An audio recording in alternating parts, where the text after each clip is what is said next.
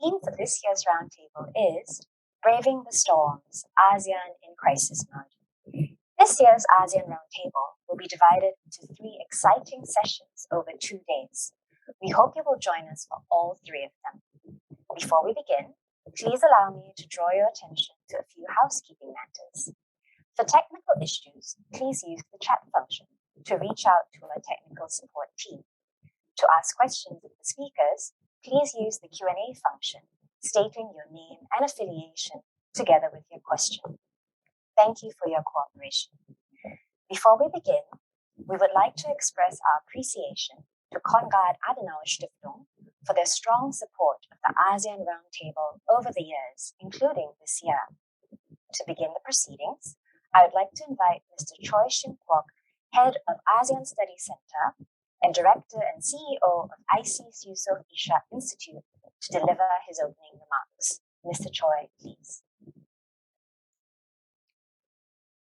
Mr. Alvin Tan, Minister of State for Trade and Industry and Culture, Community and Youth, Excellencies, distinguished guests, ladies and gentlemen, a very good morning and a very warm welcome to the 36th ASEAN Roundtable organized by the ASEAN Studies Center of the IC's Yusof Ishak Institute.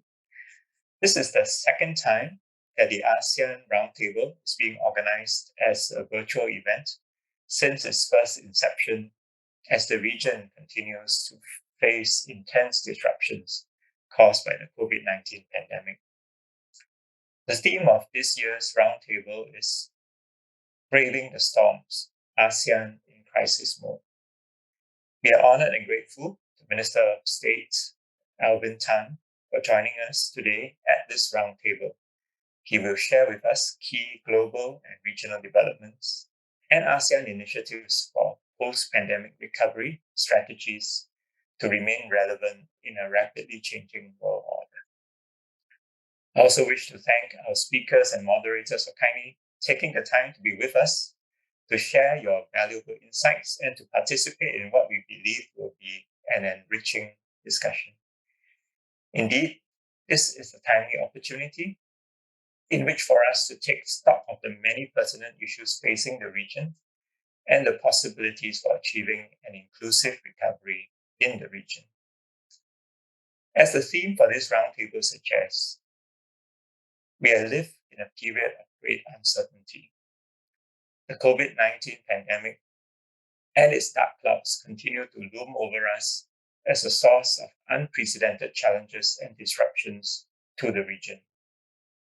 Human suffering and the profound socio-economic impacts brought about by the pandemic continue to be the region's top concerns in safeguarding of regional interests.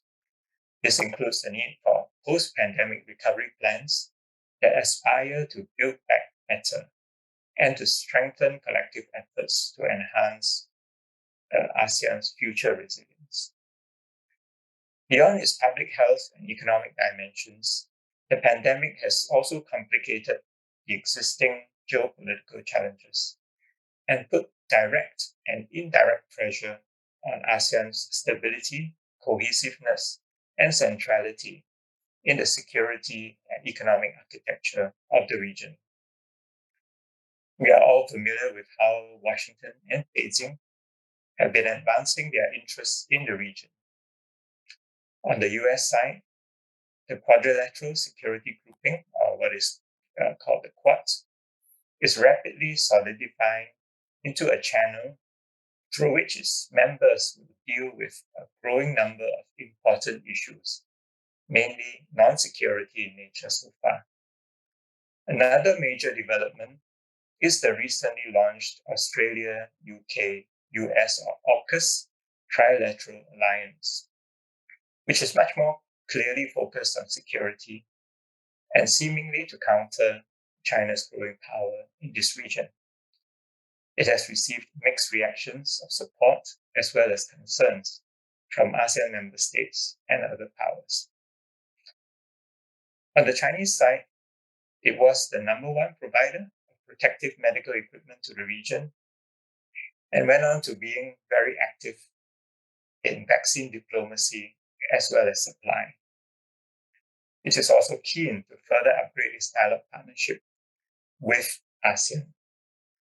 Such major power rivalries and competition are unlikely to ease anytime soon, and multilateralism will continue to be under pressure.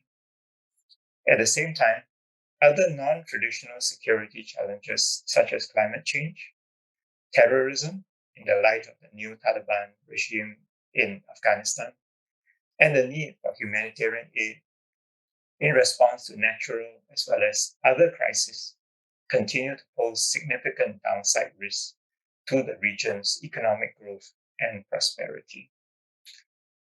Within ASEAN itself, the peace and stability in Southeast Asia was delivered an unwelcome shock by the 1st February coup in Myanmar. It's not yet clear how big the full impact of this will be, with players there seeking at this point to escalate the crisis rather than to dial it down. ASEAN has not been able to gain traction with its initiatives, even with the near unanimous support of the entire international community. This crisis has brought both upsides and downsides for ASEAN centrality. In terms of upsides, it is seen as indispensable to the resolution of the crisis there. But the big downside is that it is an easy target of blame if little or no progress is made. While the players in Myanmar have no doubt the biggest influence over how the situation there will evolve, the unity and sense of urgency of the other ASEAN member states also plays an important part in determining the trajectory there going forward. For those who care about ASEAN and the state of regional development, there is a lot at stake. Apart from the above, ASEAN has itself not been standing still. It has put together a coordinated approach to enhance regional resilience in response to medical emergencies, realize vaccine security for all, and put in place the ASEAN Comprehensive Recovery Framework as the region's COVID-19 recovery strategy. It has admitted a new dialogue partner in the United Kingdom to diversify its external relationships further. The Regional Comprehensive Economic Partnership, or RCEP, the result of an open, rules-based economic partnership framework that has been pursued by ASEAN for many years, is expected to come into force sometime soon. There is also renewed interest in the Comprehensive and Progressive Agreement for Trans-Pacific Partnership, or CPTPP, that some members of our region are part of. While the expansion of the CPTPP membership may yield trade and economic benefits, the process can also be tricky to navigate amidst contentions. The region has also worked on keeping supply chains open, restoring travel, and accelerating digital transformation. To shed light on all these issues, we have chosen to anchor the roundtable's discussions around the key aspects that would chart a path towards post-pandemic inclusive economic recovery and ASEAN's strategic positioning in the evolving geopolitical challenges and uncertainties. Taken together, the 4 panels over the next 2 days of this roundtable hope to examine the complexities and nuances of the issues that underlie these uncertain times and promote open discussion on how ASEAN can remain steadfast in order to shore up its resilience in the long run. Finally, I wish to extend my sincere thanks to the Konrad Adenauer Stiftung, who are represented by Mr. Christian Echle, Director of the Regional Political Dialogue Asia Program. We deeply appreciate the Foundation's support for the organization of this roundtable and CASA's unwavering partnership with ISIS and the ASEAN Studies Center. Once again, I thank Minister Tan and all the distinguished speakers, moderators, and participants who have taken time out of your busy schedules to attend this roundtable and to add value to our discussions today and tomorrow. I look forward to a fruitful discussion of views and wish all of you a very good day ahead. Thank you.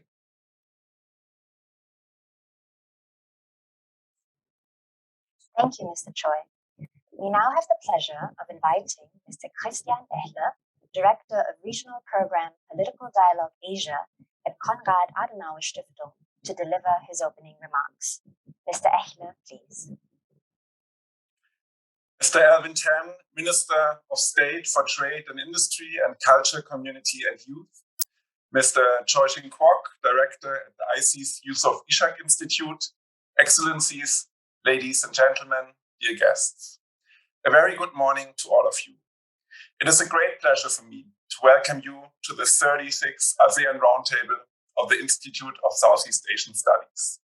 It is now the second year in which you can follow the roundtable from the convenience of your home or your office, to frame it positively. Nonetheless, I do hope that I will be able to meet at least some of you in person during next year's roundtable. Braving the storms, ASEAN in crisis mode, is the theme that was aptly chosen by the organizers for this year's edition of the roundtable. One of these storms is challenging us for over 1.5 years now, but its force in Southeast Asia has only become stronger since the last roundtable. It continues to challenge our health, our livelihoods, and our societies. It is especially hard-hitting for minorities, migrants, and children in the region. Compared to 1 year ago, we have a better understanding of the nature of the virus, and vaccines have become more broadly available. But we also had to realize that we do not only have to fight the virus, but also other storms that are connected to it. Challenges that have been here even before the virus, but have contributed to making it the size of a tornado. Misinformation, distrust, and inequality, to name a few. It is very encouraging for me to see that today's program of the Roundtable is designed in order to discuss some of these challenges in a meaningful way with excellent experts on the panel. I am therefore very hopeful that today's program will help us all to work on better solutions in the face of the COVID-19 tornado and its impact on the region. And since I briefly touched on the topic of misinformation, let me quickly add that it is wonderful to see that the Nobel Peace Prize is going to Southeast Asia for the first time in 25 years. It is a well-deserved honor for Maria Ressa. But let me go back to the storms that we have to brave in the region.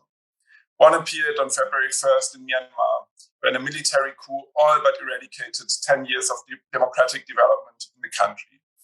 Many of the brave people of Myanmar have clearly spoken out against the coup, participating in demonstrations and in the civil disobedience movement. 9 months later, there's an overwhelming feeling amongst the population that the rest of the world has lost their interest in Myanmar and that the citizens have to face the violent military regime alone. Next to COVID-19, this is without a doubt the most urgent crisis that ASEAN is facing right now. And again, I'm thankful that we will have the opportunity to discuss the Myanmar challenge to ASEAN during the third panel of the roundtable tomorrow morning. As a representative of Konrad Adenauer Foundation, it is very important to me to highlight that ASEAN is not alone in facing these storms. There are other regional bodies which are more than eager to strengthen the partnership with ASEAN in these difficult times. Those of you who know me do also know that I will never get tired of quoting from the excellent IC's survey, The State of Southeast Asia. The edition 2021 of the survey shows very clearly that ASEAN is looking to balance regional interests by investing more in trustful relations with a wider range of international partners, in particular the European Union. The upgrade to a strategic partnership between EU and ASEAN at the end of last year was a consequential step in this development. After Germany has adopted its own strategic guidelines for the Indo-Pacific about a year ago, the European Union followed 4 weeks ago with its own strategy. In both papers, the ASEAN region is playing a central role. Ladies and gentlemen, the IC's Yusof Ishak Institute and the Konrad Adenauer Foundation look back to decades of friendship and partnership. Both organizations strive to give a better understanding of the region and to show its potential for deeper regional integration. I would like to thank Director Choi and the whole team at ICES for their excellent work and the fruitful dialogue with CAS. And I'm convinced that this year's ASEAN Roundtable will be an important milestone in this cooperation, a shelter for intellectual and candid discussion in stormy times. Thank you very much.